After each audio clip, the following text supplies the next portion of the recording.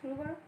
Dear students, in my last class, I discussed about the topic of joining by using participle. But today's topic for discussion is nominative absolute or absolute phrase. Now you will see how two or more than two sentences can be joined by using nominative absolute or absolute phrase. Now see the two sentences. The sun rose, the fog dispersed. Here in these two sentences, in the first sentence, the sun rose, rose is the finite verb, and in the second sentence, dispersed is the finite verb.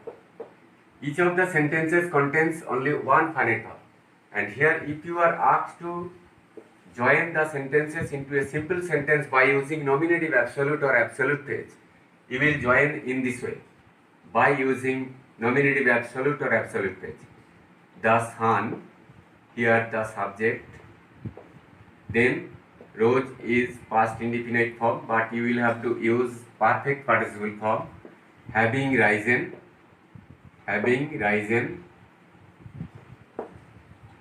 then you will have to use a comma, then the next subject, the fog, dispersed.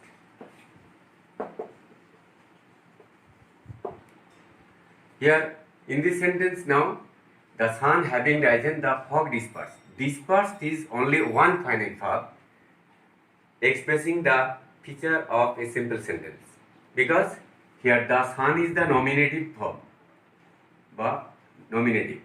Here nominative with the participle or participle phrase is totally independent of the rest of the sentence. The fog dispersed, here the last part of the sentence. Here it does not depend on the first part of the sentence.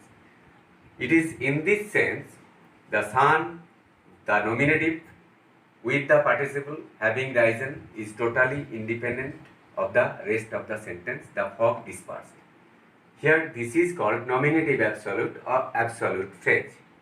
Here now see more examples. Suppose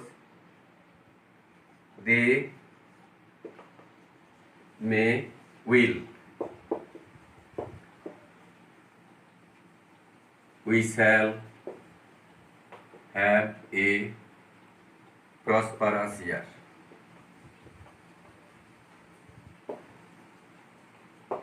Here these sentences can also be joined by using in the same process.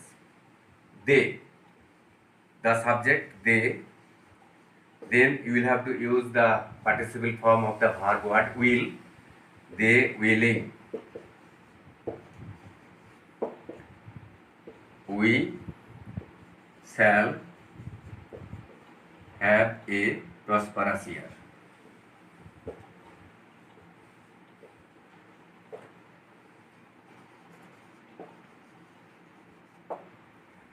This is the joining. In another example, suppose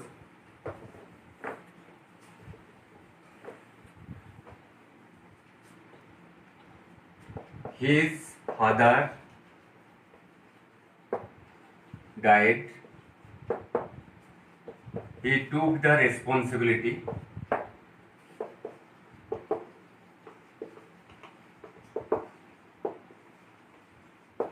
of the family.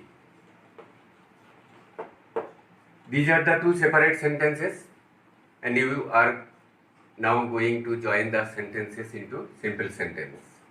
Now, his father is the subject in the first sentence, and then he is the subject in the second sentence. His father died is used here in the past indefinite form. You will have to use the perfect participle form, having died,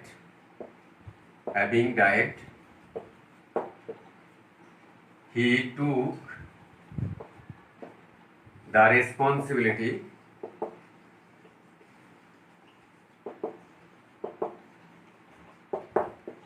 of the family. In this way, you may join the sentences.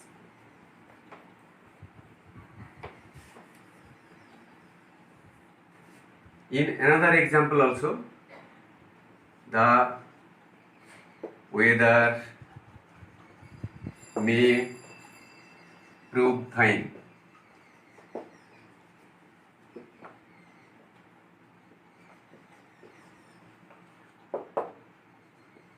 We shall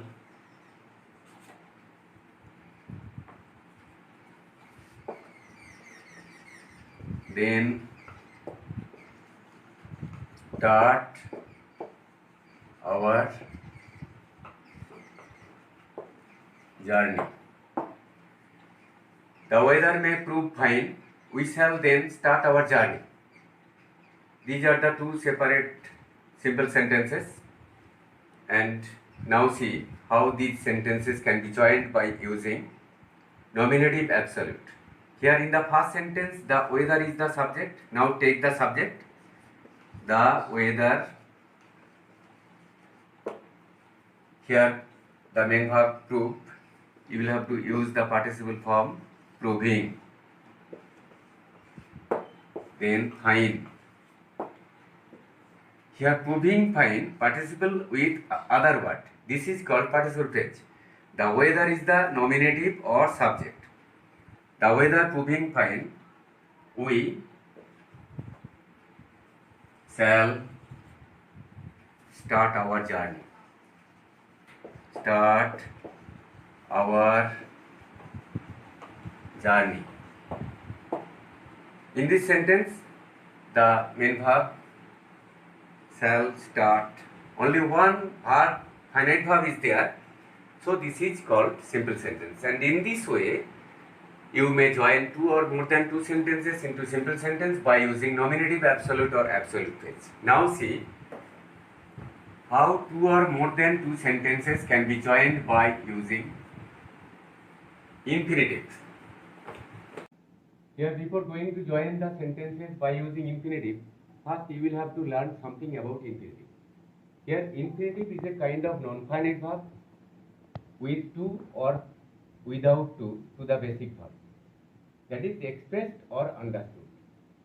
Here, I go to play. Here, to play is used here as the infinitive form. Suppose I heard him say this. Here, heard is the main verb. Say is the verb without to. But here, to is there, which is understood or omitted. In the first sentence, you will see that go is the main verb. To play is the infinitive form. Here it is not limited by the person and number of the subject. Here I is the first person, but here infinitive form to play is not limited by the person and number of the subject. But in the second sentence also, I heard him say this. Here say this means I heard him to say this, but here in the second sentence to is omitted here.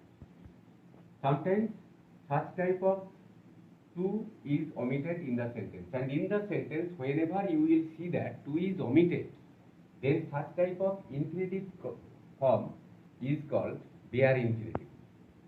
And here in the definition of infinitive you will see that infinitive is the kind of non-finite verb which is not limited by the person and number of the subject. Person and number of the subject in this sense, suppose he goes to play. He goes to play. Here, to play is the infinitive form, but here the person and number of the subject is third person singular number. Here, to play is not restricted or limited by the person and number of the subject. I go to play. Here, to play. In the first sentence and in the third sentence, the infinitive form is not limited or restricted by any way. So, in this way, you will have to use the infinitive. Sometimes you will see infinitive is used as the subject.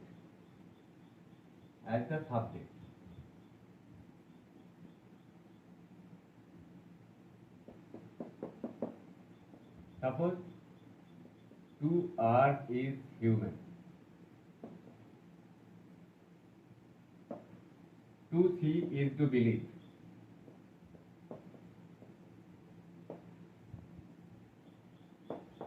Here to see, to are is the subject of the verb is. Here in this way, infinitive may be used as the subject, and in the second way, used as the object. Infinitive may be used as the object.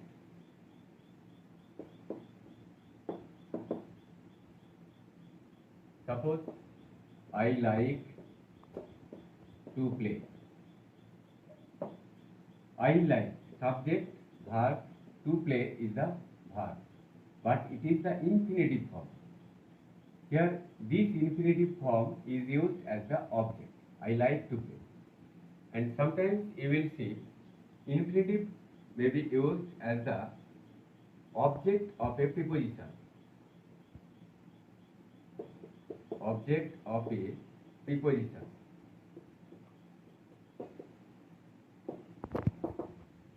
Suppose I am about to start. I am about to start. Here to start is used as the infinitive form, but here about is used as the preposition, object to the preposition. It is in this sense, infinitive may be used as the object of a preposition. Sometimes it may be used as a complement. Suppose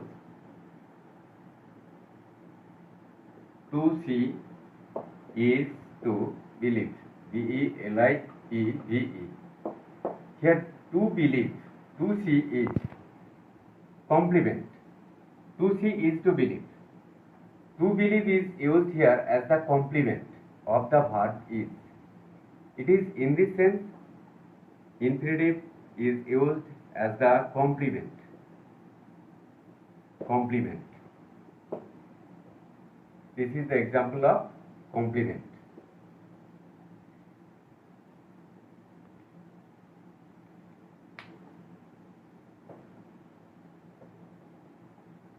Now see how two or more than two sentences can be joined by using infinitive. Suppose he has 3 sons.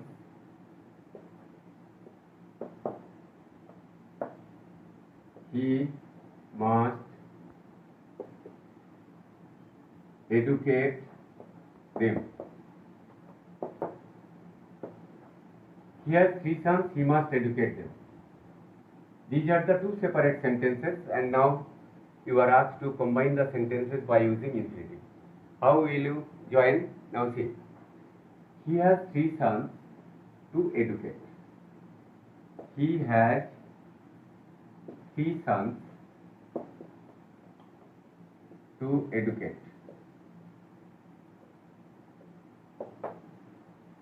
Here to educate is used here as the infinitive form, and the sentences can be joined in this way by using infinitive. Suppose he is very weak. He cannot walk. These are the two sentences. Now see the joining by using infinitive. He is too weak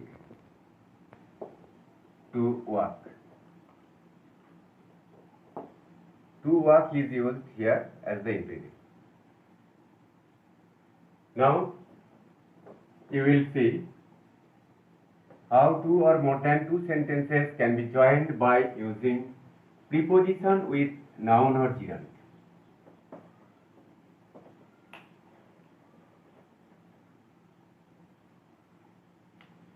Preposition with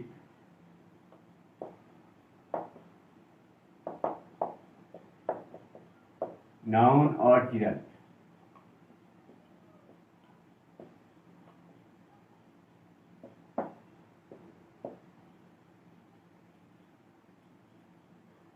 I hope you have some idea about gerund.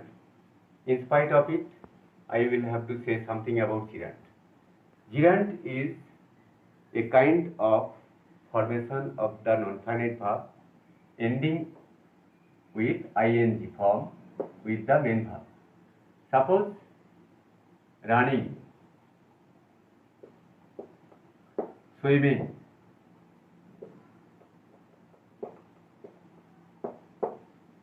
here ing form is there with the main verb,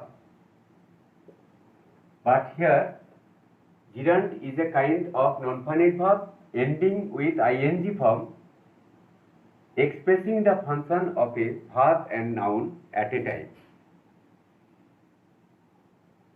Suppose swimming, swimming is a good exercise.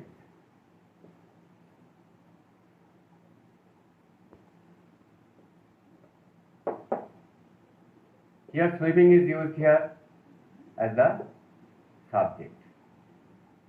In this way, gerund may be used. Here this is the word ending with ing word expressing or forcing the function of a verb and noun word in the same word. Swimming is the name of a word and swimming is also the action. It is to be used both as a verb and noun in a word at a time. Now see how gerundial word is used. For the first time, I will show you how gerund is used. Use of gerund.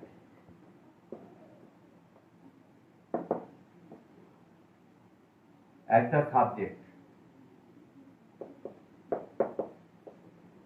Here swimming is a good exercise. This is the first example. Swimming is a good exercise.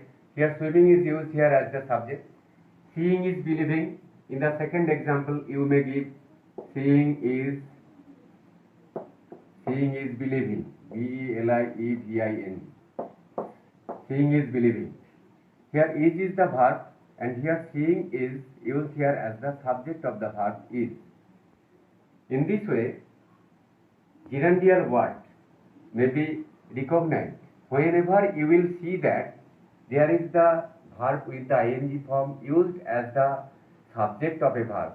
It is to be termed as a gerundial word. Now see, gerundial word may be used as the object of a verb. Suppose the example may be taken here. I like playing. I like playing. Here like is the verb word and playing is the word which is used as the object of the verb like. I like. What do I like? Playing. Playing is the word which is used as the object of the verb like. In this way, you may use the gerundial word as the object of a verb. And sometimes you will see that gerundial word may be used as the object of a preposition. Next, object of a preposition.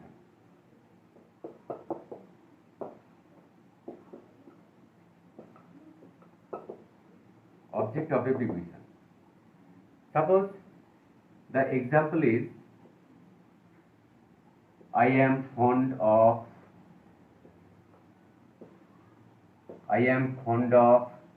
singing. S-I-N-G-I-N-G. Here singing is the word which is used as the object of the preposition of. We are interested in playing. We are interested, I-N-T-E-R-E-S-T-E-D. We are interested in playing. We are interested in playing. Here playing is the word ending with ing to the basic verb and here in is the preposition. This is used as the object of the preposition in. Here in this way gerundial word may be used. So here you have seen that gerundial word may be used as the subject of a verb, object of a verb, object of a preposition, And then complement of a verb. Gerundial word may be used as the complement of a verb. Complement of a verb of incomplete predication.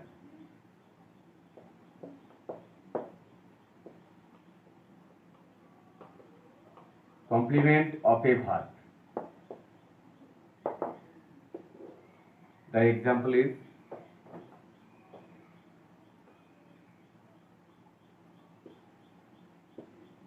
seeing is believing.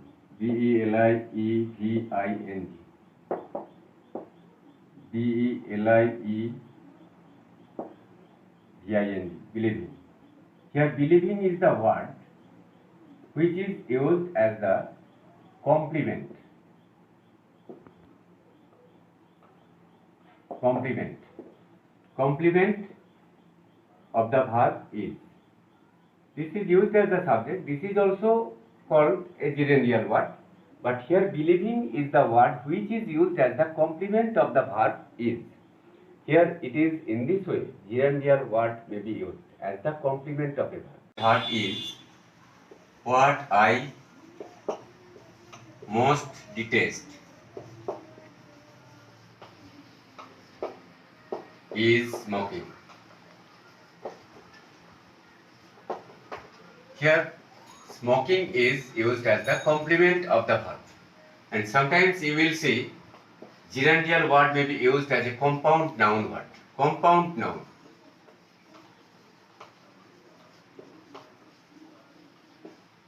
Compound noun. Suppose drinking water.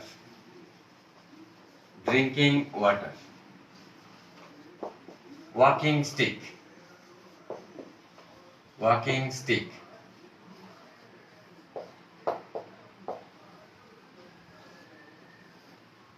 Frying pan. Such type of word may be used as the compound noun word.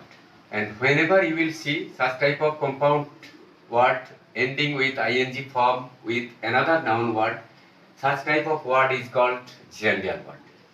And now you will see how two or more than two sentences can be joined by using gerund. Now see.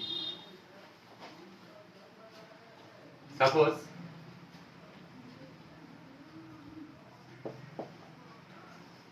her husband died. She heard the news.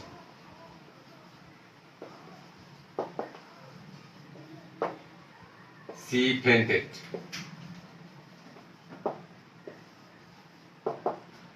These are the three separate simple sentences. Now you will join the sentences by using gerund or gerundial word.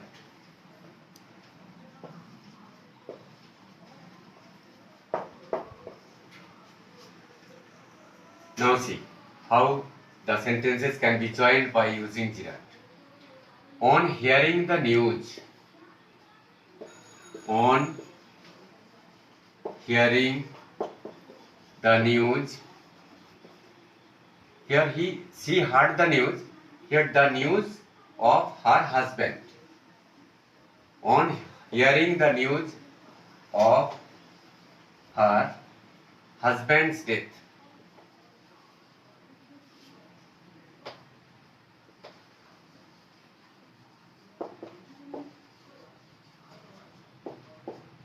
She fainted. On hearing the news of her husband's death. Here death is the noun word that has been transformed from the verb word died. Death is the noun word. On hearing. Hearing is the V1 plus ing word preceded with a preposition on. On hearing the news of her husband's death. Here of is the preposition, death is the noun word. She fainted. Here fainted is the main verb. These sentences have been joined by using gerundial word or preposition with noun word. Preposition with noun or gerund may be used in this way to make simple sentences.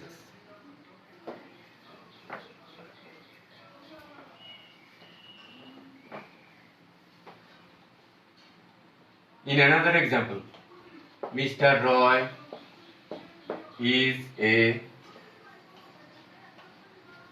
famous physician. He is also a popular politician. These are the two separate simple sentences, and now see how the sentences are to be joined by using gerundial word. Besides may be used as the preposition. Besides being a famous physician, B-E-I-N-G. Here be verb is there. Being is used here as the gerundial word followed by a preposition. Besides being a famous physician.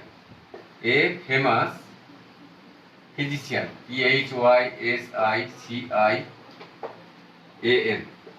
Physician. Besides being a famous physician, then the subject will be used Mr. Roy. Mr. Roy. Then the verb is also a popular politician. Popular politician.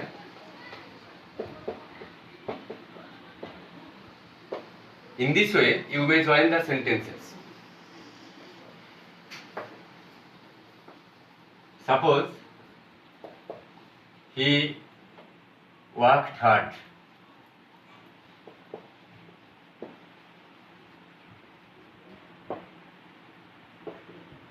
He failed.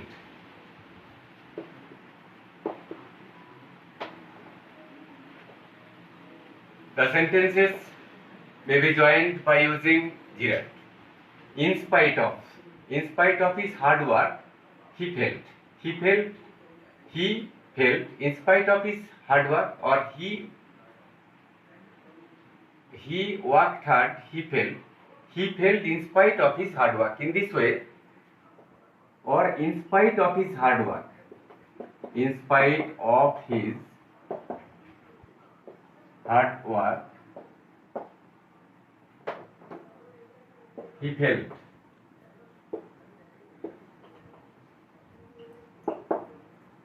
In this way, simple sentence can be made by using gerundial word. Now, I will show you how two or more than two sentences can be joined by using adverb or adverbial phrase.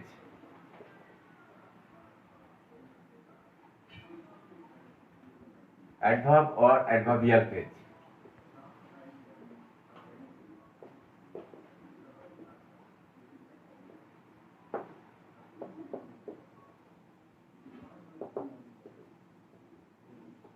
Two or more than two sentences can be joined by using adverb or adverbial phrase. Suppose he failed in the exam.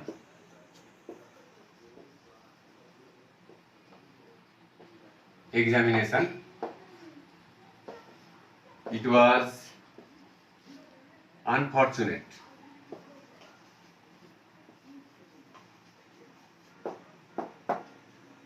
These sentences can be joined by using adverb or adverbial phrase. Now see. Unfortunate is the adjective word, but if you turn it into an adverbial word, it will be unfortunately. Unfortunately, he failed in the examination.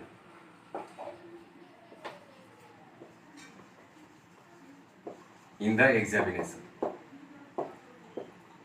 This is the simple sentence, and here now see, unfortunately is used here as the adverb word. It may be used at the end of a sentence. He failed in the examination unfortunately, or unfortunately he failed in the examination. Suppose in another example you may also see how the sentences can be joined. Now, he came home. It was evening at that time. Now see, the two sentences are there, and suppose you are going to join the sentences. He came home in the evening. Here it was evening at that time. And at the time of joining the two sentences into a simple sentence, if you want to use the adverb or adverbial phrase, then you will have to join the sentences in this way. He came home. He came home in the evening. In the evening. Here in the evening is used here as the adverbial phrase. He came home. Here came is the only one finite verb, and the second sentence has been replaced by the use of only the adverbial phrase in the evening. In this way, simple sentences can be made by using adverb or adverbial phrase.